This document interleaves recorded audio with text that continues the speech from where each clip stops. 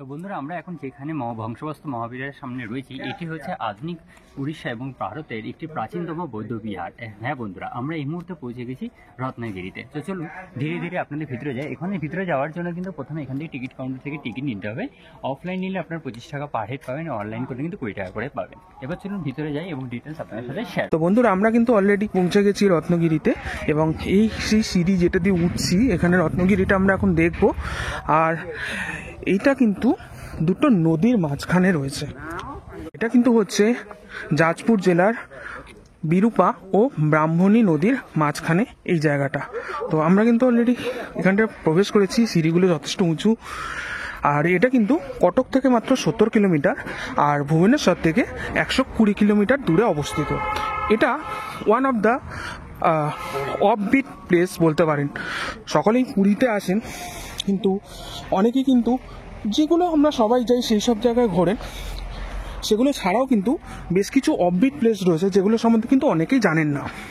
তো বন্ধুরা, আমরা কিন্তু আসলাম, এই যে রাস্তাটা দেখছেন, এই রাস্তাটা দিয়ে এখানে আসলাম। আসার পর এইখান থেকে টিকিট কেটে আমরা কিন্তু এই সিঁড়িটা এখানে উঠেই কিন্তু প্রথম দেখতে পেলাম এখানে এই স্তূপগুলো রাখা রয়েছে। এখানে অনেকগুলো কিন্তু স্তূপ রাখা রয়েছে, যেগুলোর মধ্যে প্রত্যেকটার মধ্যেই কিন্তু একটা করে দেবতার মূর্তি খোদাই করা রয়েছে। যথাসম্ভব এগুলো কুলো দেবতা। যেমন আপনাদের যদি একটু কাছ থেকে দেখাই, দেখুন বিভিন্ন দেবতার মূর্তি কিন্তু এখানে খোদাই করা রয়েছে। এগুলো মোটামুটি 2 থেকে 2.5 ফিট এবং পিছন দিকের গুলো মোটামুটি 3 ফিটের মতন করে উঁচু। আর 1, 2, 3, 4, 5, 6, 7টা সারির মধ্যে কিন্তু এটা এই স্তূপগুলো রাখা রয়েছে।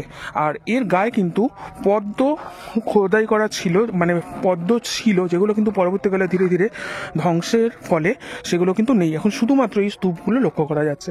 জায়গাটাই কিন্তু বন্ধুরা বেশ অনেকটা উঁচু, মানে একটা ছোটোখাটো পাহাড় বলতে পারেন। ছোটোখাটো পাহাড়ের ওপরে কিন্তু এই জায়গাটা অবস্থিত। আর এখানে একটা প্রাচীর ঘেরা একটা কিছু অংশ রয়েছে। আমি নিজেও জানি না, কারণ আমি প্রথমবার এখানে এসেছি। যেমন জানছি আর আপনাদের কিন্তু সেটা জানাচ্ছি, কারণ এগুলো উড়িষ্যার কিন্তু অফবিট প্লেস। মানে সচরাচর অনেকে কিন্তু জানেনই না এই জায়গাগুলোর ব্যাপারে, যে এখানেও এরকম কিছু জায়গা আছে যেগুলো দর্শনীয় স্থান। আমরা ওইখানে ওই স্তূপগুলো পেলাম। তারপর কিন্তু হাঁটতে হাঁটতে এদিকে আসতে এখানে দেখতে পাচ্ছি বেশ কিছু স্তম্ভ, মানে কিছু রুম ধরনের রাখা রয়েছে। এটা কিন্তু অ্যাকচুয়ালি বুদ্ধিস্ট মনেস্ট্রি। তো এখানে এই সকল স্থাপত্যগুলো কিন্তু একসময় ছিল, সেগুলো ভাবলেই একটা কেমন ভালো লাগে, তাই না?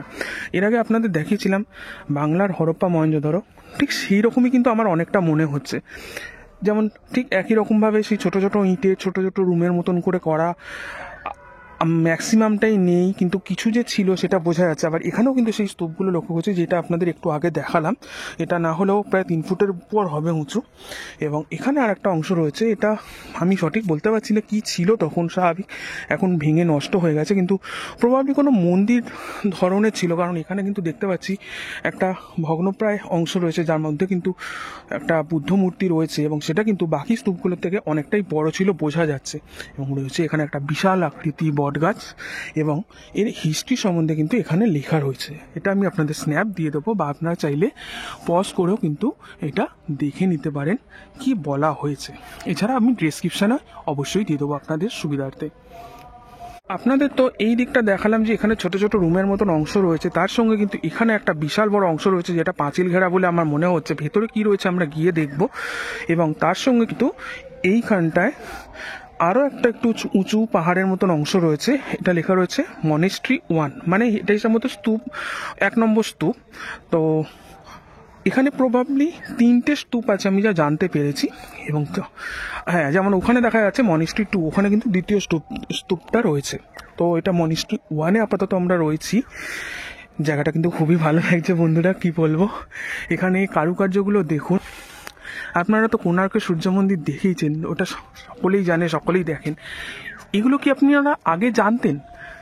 যদি জানতেন অবশ্যই কমেন্টে জানান। আর যদি প্রথমবার জানলেন আমার থেকে, তাহলে সেটাও কিন্তু অবশ্যই জানাবেন, আমাদের একটু ভালো লাগবে। অন্তত এই ভিডিওটা আপনাদের কাছে তুলে ধরা সার্থক বলে মনে হবে। তো এই যে অংশটা রয়েছে, এটার ভেতর আমরা প্রবেশ করব। এর ঠিক সামনেটা, মানে দেখুন, এটা যে স্ট্রাকচারটা রয়েছে তার সামনেটা কিন্তু এই ছোট ছোট স্তূপগুলো দিয়ে কিন্তু পুরো জায়গাটা ঘেরা রয়েছে, এবং ওদিকেও আরেকটা কিছু বড় স্তূপ রয়েছে যেটা কিন্তু চূড়াটা দেখা যাচ্ছে, এবং এদিকেও একটা অংশ রয়েছে। আমরা যাব, আগে আমরা এই জায়গাটা ভেতরটা ঘুরে দেখি ও আপনাদের দেখাই। এই মুহূর্তে আমরা যেটা দাঁড়িয়ে রয়েছি সেটা হচ্ছে রত্নাগিরি ধ্বংসস্তূপে যে মঠ 1 মানে 1 নম্বর যে মঠ ছিল। এখানে আমি প্রথমেই বললাম যে তিনটি মঠ রয়েছে, তার মধ্যে 1 নম্বর মঠে রয়েছে, যার সামনেটুকু আমরা জানি যে সুন্দর করে কিন্তু খোদাই করা কিন্তু একটি দরজা রয়েছে, যেটা আমি ধীরে ধীরে আপনাদেরকে উপর দিকে ওঠাচ্ছি এবং দেখাচ্ছি। এটা হচ্ছে মঠ নম্বর 1-এর প্রবেশদ্বারের যে মুখে যে দরজাটি, যেমন বললাম সুন্দর কারুকার্য করা যে দরজা সেটি রয়েছে, এবং এর সামনেই যেমন আছে প্রশস্ত প্রাঙ্গণ যেটাকে বলে থাকি, সেই প্রশস্ত প্রাঙ্গণটা কিন্তু এখানে মুখোমুখি রয়েছে। আর এর ভিতর দিকে কিন্তু একটি বৌদ্ধ মূর্তি রয়েছে। তো তার আগে আমি দরজার কারুকার্য যেটা রয়েছে সেটা দেখি কি একবার।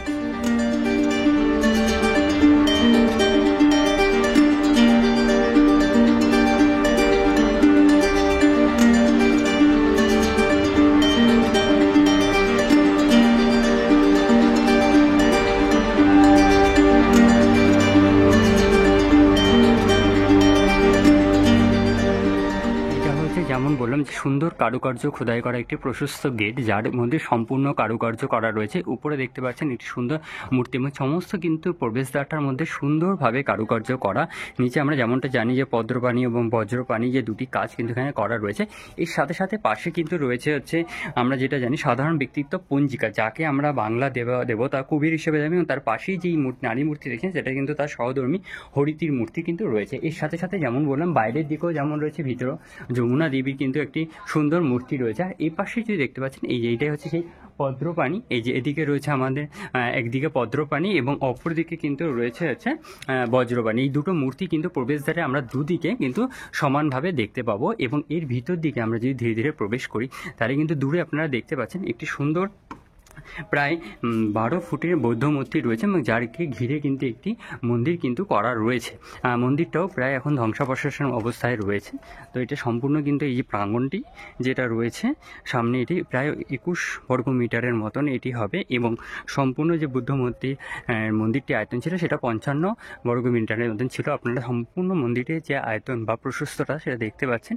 এখানে আপাতত এখন দেখেই আপনারা আন্দাজ করতে পারবেন যে সেই সময়কার, আমরা যদি সেই সময় বা সেই ইতিহাসের যুগে ফিরে যাই তো এই জায়গাটা কতটা সুন্দর ছিল। আমি ধীরে ধীরে আপনাদের বৌদ্ধ মন্দিরটা আগে দেখিয়ে দিই, এবং সেটার পর আমি চারপাশটা ঘুরে দেখাচ্ছি এখানে কীরকমভাবে রয়েছে, কী রয়েছে। এই যে সামনেই দেখতে পাচ্ছেন খুব সুন্দর কিন্তু একটি বৌদ্ধ মূর্তি। হ্যাঁ, এখন সেটা প্রায় অনেকটাই কিন্তু নষ্ট হয়ে গেছে, কিন্তু বৌদ্ধ মূর্তির যে চারপাশে যে কারুকার্য সেটাও অভূতপূর্ব।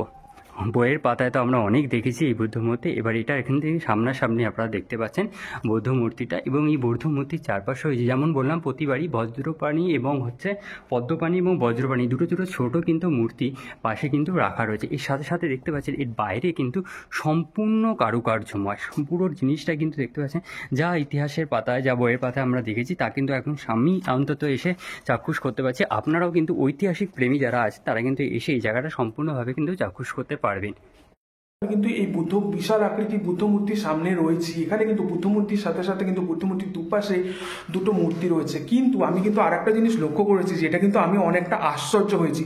এখানে এই রুমের মধ্যে কিন্তু দুপাশে দুটো সুড়ঙ্গ রয়েছে। দেখুন, দেখতে পাচ্ছেন এই হচ্ছে একটা সুড়ঙ্গ। এর ভেতরে কি আছে, কি থাকতে পারে, বা কি জন্য রাখা হয়েছে এই সুড়ঙ্গ। দেখুন এই সুড়ঙ্গটা ঠিক কী কারণে। এখানে কিন্তু এই সুড়ঙ্গ একটা নয়, আরও একটা সুড়ঙ্গ রয়েছে। যেমন দেখুন এই যে বুদ্ধ মূর্তিটা রয়েছে এর পাশে কিন্তু আরও একটা সুড়ঙ্গ রয়েছে। এই দেখুন কি কারণে এই সুড়ঙ্গ বা কি হতো, এগুলো দেখে কিন্তু সত্যি অবাক লাগছে। আমার কিন্তু দুর্দান্ত লাগছে। আপনাদের কেমন লাগছে কিন্তু অবশ্যই জানাবেন। চলুন আরও